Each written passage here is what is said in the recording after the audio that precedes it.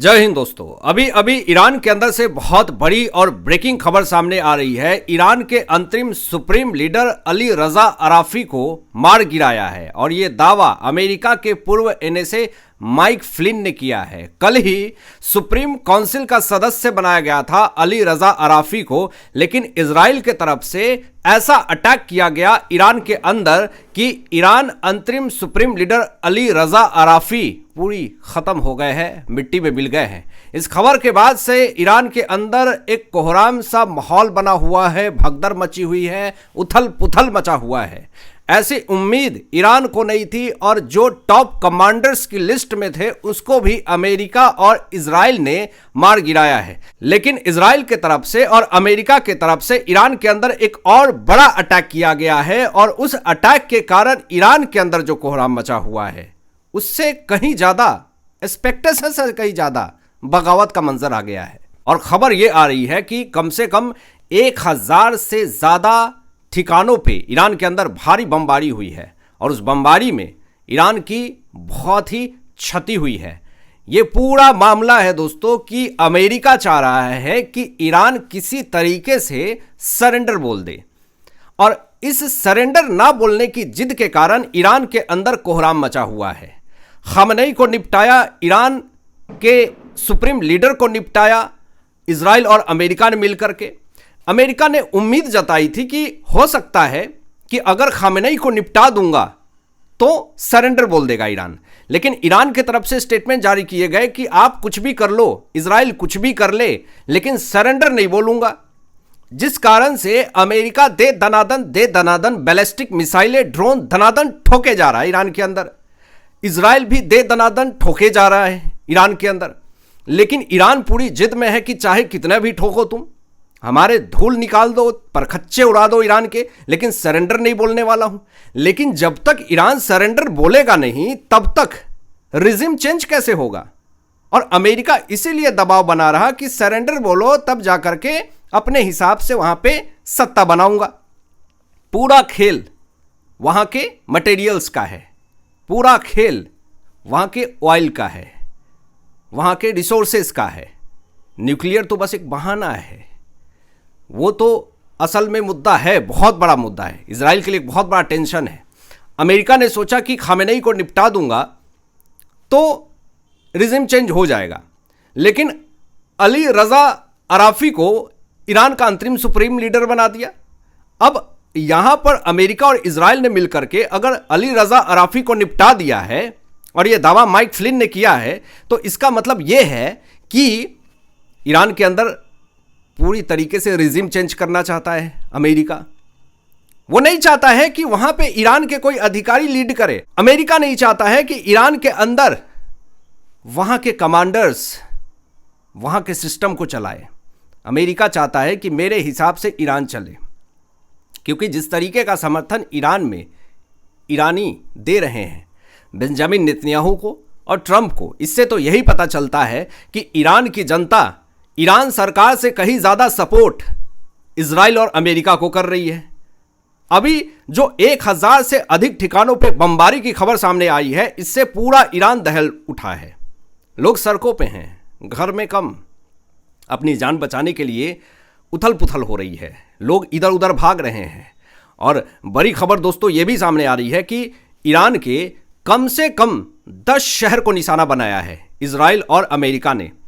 अब इस Iran Israel America conflict के बीच में हिजबुल्ला और लेबनान की भी एंट्री हो चुकी है। हालांकि हिजबुल्ला को निपटाने का पूरा प्रोग्राम सेट हो चुका है बेंजामिन नेतन्याहू की तरफ से, और अमेरिका उधर से चढ़ाई कर रहा है कि किसी तरीके से लेबनान को खत्म करो। जिस कारण से ये पूरा विवाद जो खड़ा हो रहा है, जिसमें कि कूद पड़ा है हिजबुल्ला, और हिजबुल्ला को ऐसा लगता है कि मैं ईरान का सपोर्ट कर सकता हूं, इजराइल के ऊपर बमबारी कर सकता हूं, मिसाइल अटैक कर सकता हूं, तो यह हिजबुल्ला की बहुत बड़ी गलती है। गाजा में जब हुआ था अटैक तो इजराइल ने किस तरीके से ठोक रहे थे और किस तरीके से हिजबुल्ला के परखच्चे उड़ाए थे। गाजा पट्टी में पट्टी उधर, गाजा उधर निकाल कर रख दिया था। पूरे हिजबुल्ला को माफी मांगनी पड़ी थी, बोला था बख्श दो। खाने भुखमरी वाली हालत हो गई थी, लाइन में लगे हुए थे खाने के लिए। उसी वक्त इजराइल ने ऐसे ऐसे मिसाइल ठोक दिए जिस कारण से बहुत सारे लोगों की जानें गई थी। तो अब अगर ईरान, इजराइल, अमेरिका कॉन्फ्लिक्ट बीच में अगर हिजबुल्लाह और लेबनान आता है तो ये इसके लिए एक सबसे बड़ी गलती होगी। अभी बता दूं कि एक ताजा रिपोर्ट सामने आया है जिसमें कि अभी तक ईरान के अंदर से कम 200 से ज्यादा मौतें हुई हैं और तेहरान में भारी तबाही मची हुई है।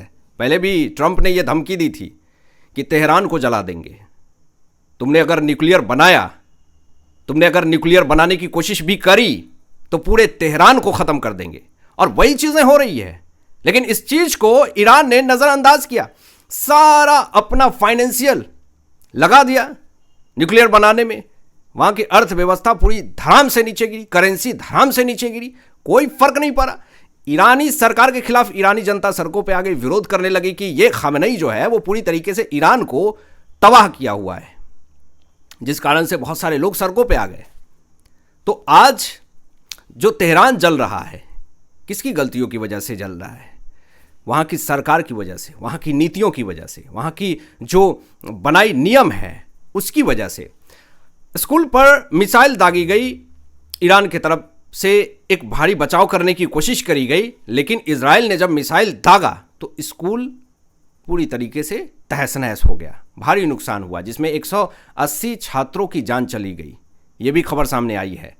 इजराइल के 700 फाइटर जेट अभी भी सक्रिय हैं।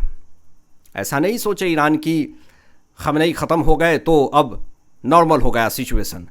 सक्रिय 700 फाइटर जेट अभी भी तैनात है ईरान के अंदर, कभी भी हमला हो सकता है और अटैक पे अटैक शुरू हैं। ईरान के सैन्य ठिकाने पूरी तरीके से नष्ट किए गए हैं, जो बचे खुचे हैं उसको भी नष्ट किया जा रहा है। ट्रंप ने बदला लेने का संकल्प लिया है कि तुमने यहूदियों को, इजरायली को, तुमने अमेरिकन्स को मारा है। खामेनेई के ऊपर, ईरानी सरकार के ऊपर लाखों लोगों को मारने का आरोप लगा हुआ है, ऐसे ऐसे आरोप लगे हुए हैं। तो ट्रंप ने संकल्प लिया है कि उन सब का बदला लूंगा और जब तक उनका बदला पूरा नहीं हो जाएगा तब तक ईरान के अंदर ठोकता रहूंगा, बजाता रहूंगा।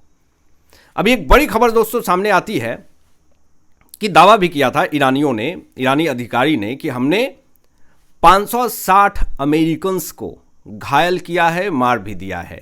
लेकिन ट्रंप के तरफ से ऑफिशियली अनाउंसमेंट आता है कि हमारे 3 अमेरिकन्स को ईरानियों ने मारा है और फिर हमने संकल्प लिया कि ईरान से तब तक ठोकते रहेंगे जब तक हमारा बदला पूरा नहीं होगा। तो 3 अमेरिकन्स की जिंदगी गई, सैनिकों की जिंदगी गई। ट्रंप बौखला गया और ट्रंप सोचने लगा कि अब तो बदला लेंगे। अभी ईरान ने 9 देशों के ऊपर हमला किया दोस्तों, जिसमें सऊदी अरब भी है। अमेरिकी एयरबेस के ऊपर भी हमला किया, फाइटर जेट के ऊपर भी हमला किया, जेट के ऊपर भी हमला किया। अमेरिका के जितने सैन्य ठिकाने हैं वहां टारगेट किया, जितने गल्फ कंट्रीज हैं वहां पर अटैक किया ईरान ने, और कहा कि हमारा रेंज बहुत दूर है अमेरिका से, उधर तो नहीं ठोक सकता हूं, चलो जो गल्फ कंट्रीज में तुम्हारे अमेरिकन्स हैं, तुम्हारा जो एयरबेस है, तुम्हारे जो सैन्य ठिकाने हैं वहां ठोकूंगा। तो अमेरिका पूरी तरीके से अटैक पे अटैक किए जा रहा, और इसीलिए ट्रंप ने कहा कि अब तो संभल जाओ, अब तुम्हें छोड़ेंगे नहीं। अभी खामेनेई के बाद जो मौत का प्रदर्शन हुआ, अमेरिका ने जिस तरीके से ऑफिशियली अनाउंसमेंट किया कि हमने खामेनेई को ख़त्म कर दिया है, जो विरोध प्रदर्शन हुआ ईरान के अंदर, अब वो शांत हो गया है। लेकिन ज़्यादा विरोध प्रदर्शन नहीं हो रहे हैं, अब जश्न का माहौल है, लोग पटाखे फोड़ रहे हैं। पाकिस्तान में हिंसक विरोध शुरू हो गया दोस्तों। जितना हिंसा, जितना विरोध ईरान के अंदर नहीं हुआ, उससे कहीं ज़्यादा तो पाकिस्तान में होने लगे। पाकिस्तानी सड़कों पे निकल गए, पाकिस्तानी तमाशा करने लगे कि अरे खामेनेई को मार दिया। मतलब ईरान के अंदर ईरानी सरकार की परखच्चे उड़ा देता है अमेरिका, लेकिन वहां पर जश्न मनाया जा रहा। लेकिन पाकिस्तान में हिंसक विरोध शुरू हो गया और प्रदर्शन में 20 लोग मारे गए दोस्तों। सुरक्षा बलों ने आंसू के गैस छोड़ दिए। हिजबुल्लाह नेता मोहम्मद राद की भी मौत हो गई। ये बड़ी खबर सामने आ रही है। मैंने आपको बताया ना कि इजराइल ने पूरा मन बना लिया है कि इस बार हिजबुल्लाह को ठोक देना है। हिजबुल्लाह के जितने भी टॉप कमांडर्स हैं, जितने टॉप लीडर्स हैं, उन सबको खत्म कर देना है। लेबनान बेरूत में हवाई हमले जारी है। मैंने आपको कहा ना, लेबनान और हिजबुल्लाह इन दोनों को इस बार इजराइल सबक सिखाएगा और ठोके जा रहा है। इजराइल ठोके जा रहा है, लेबनान को भी, हिजबुल्लाह को भी। उसके टॉप कमांडर में से एक था मोहम्मद राद, जिसको खत्म कर दिया। अभी इसके मेन लीडर चीफ को भी खत्म करने की पूरी तैयारी शुरू हो गई है हिजबुल्लाह के। अभी अली रजा अराफी की जो मौत का दावा किया गया है, अंतरिम सुप्रीम लीडर के मौत का जो दावा किया गया है, इससे ईरान के अंदर कोहराम मचा हुआ है, बवाल मचा हुआ है और युद्ध का खतरा अभी और ज्यादा बढ़ चुका है दोस्तों। और ये अभी लंबा चलेगा। जिस तरीके से ट्रंप ने कहा कि अभी इतनी आसानी से तो शांति नहीं आएगी, अभी और भी कुछ लोग हैं जिनको निपटाना बहुत ज़रूरी है। अब आपकी क्या राय इन तमाम विषयों पे अपनी विचार व्यक्त कीजिएगा। मिलते हैं लेटेस्ट ब्रेकिंग एनालिसिस के बाद। तब तक अपना ध्यान रखें, ख्याल रखें। सत्यमेव जयते। जय हिंद।